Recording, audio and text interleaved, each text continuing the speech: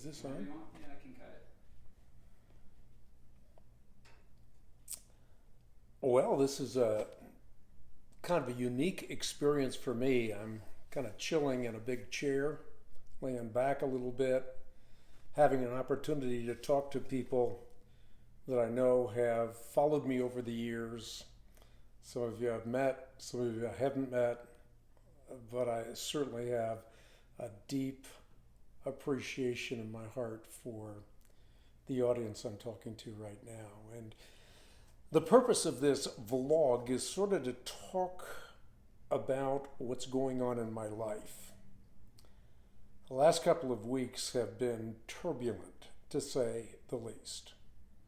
But somehow or other, by God's grace, I have never been in a more peaceful place in the entirety of my Christian life. I just feel surrounded by the love and goodness and grace of God. And so I want to talk to you about some of the turmoil, some of the headwinds, some of the blessings that I'm experiencing right now. But most of all, I felt, since many of you sort of feel as though you know me personally. In other words, radio, which I've been doing for 30 years, is a personal medium. And many of the people that I meet say, I know you. I know you. It's as though we've been sitting around having a coffee for many, many, many years. So, again, I want to tell you about what I'm going through. The main purpose of this particular vlog is to tell you that I'm experiencing some health issues. This is unique to me. I've been on this planet for a long time, and for virtually all of my life, I have been extraordinarily helpful. Healthy. Hopefully helpful as well. But all of a sudden, I get diagnosed with sort of an anemia. It's called bone marrow suppression. It's where your white blood cell and your red blood cells and your platelets are not reproducing as they should. The count is down, gives you a bit of an anemic feeling. It's not enough to keep me from doing a good day's work, but you feel somewhat anemic or winded as you're doing it. And so I've gone to an oncologist, and he's done a bone marrow biopsy. The results of that are coming in for a fairly short period of time. In fact, this coming Friday, so that's maybe 4 days' time from now. And I'm sort of looking forward with anticipation to finding out what the problem is and to see what the solution might be. But I suppose the way I feel about everything is that this world has some good points, but I'm looking forward to another world. I do hope that the results come out in some kind of a positive fashion, and I can continue to serve the Lord for another 20 years. I feel like my well is deeper today, and I have more to offer today than I did 5, 10, 15 years ago.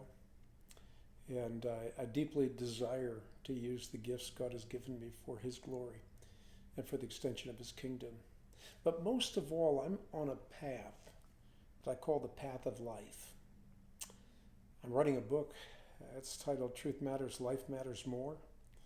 And I want to explain what I mean by that. It will take another vlog, another blog, another digital media platform, but at some point I want to talk to you about what I mean by that. Maybe in some I could tell you it's the map is not the territory. The menu is not the meal. The Bible has given me great strength and courage for living my life. It is what I call the infallible repository for redemptive revelation. I trust the Bible. But the Bible is pointing me to something far more significant. The Bible is pointing me towards an experience with Christ. And that is something that has become ever more precious to me, something that I wanted dearly communicate to my listening audience? In some ways, it's inexplicable.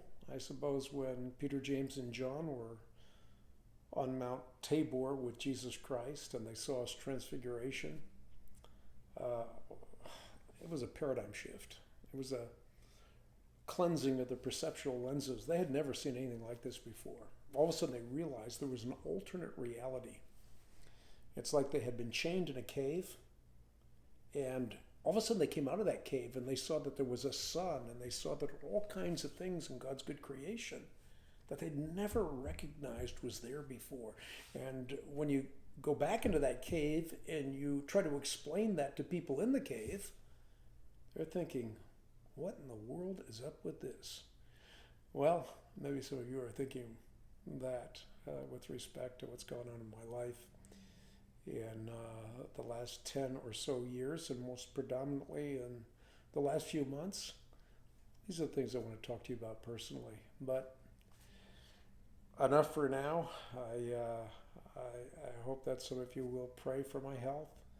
I hope that you'll continue to support the ministry of the Christian Research Institute. It's just making such a difference around the world. And I hope you know that you are deeply loved and appreciated by me, particularly those that stand shoulder to shoulder with me in the battle for life and truth. We are in a battle. I call this a post-truth culture. And as those who are Christians, we are making the one who called himself the way, the truth, and the life knowable to a lost and searching world. So long for now. You can bet on it, I'll be talking to you in a very short time again.